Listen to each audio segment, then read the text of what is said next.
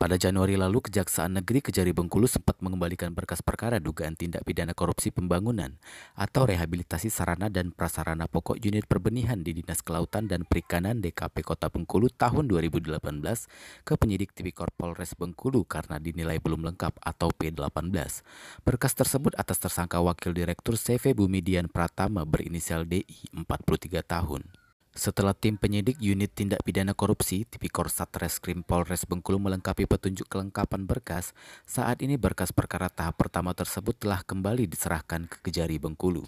Kasih Intel Kejari Bengkulu Beni Wijaya pada Rabu 23 Juni menjelaskan, setelah berkas tersebut diterima dari penyidik Polres Bengkulu, selanjutnya jaksa peneliti memiliki waktu selama 14 hari kerja untuk mempelajari berkas perkara kasus tersebut. Baik, berkas tipikor dari Polres terkait dengan perkara yang ada di Dinas Kelautan dan Perikanan Kota Bengkulu telah diserahkan kembali ke Kejaksaan Negeri Bengkulu pada hari Senin kemarin. Yang di mana? Untuk selanjutnya bang, apa langkah kita bang?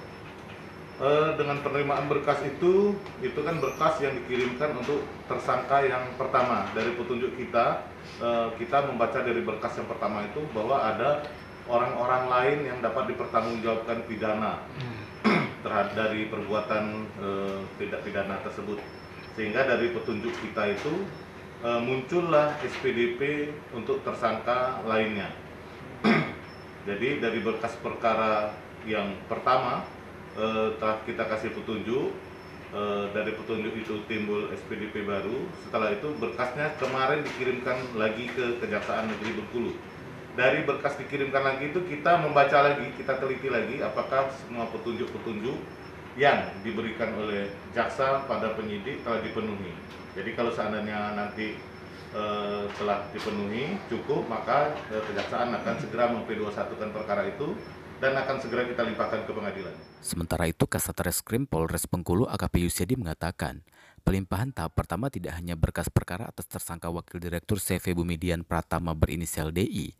Hari ini pihaknya juga telah melakukan pelimpahan tahap pertama atas dua tersangka lain, yakni PPK Kegiatan Pembangunan atau Rehabilitasi Sarana dan Prasarana Pokok Unit Pembenihan di DKP Kota Bengkulu berinisial ES, serta PLT Kepala Dinas Kelautan dan Perikanan Kota Bengkulu yang menjabat pada pelaksanaan pekerjaan berinisial SY. Yang ada di Dinas Kelautan dan Perikanan itu pada hari Senin kemarin kita sudah kirimkan satu berkas atas nama Diman selaku kontraktor.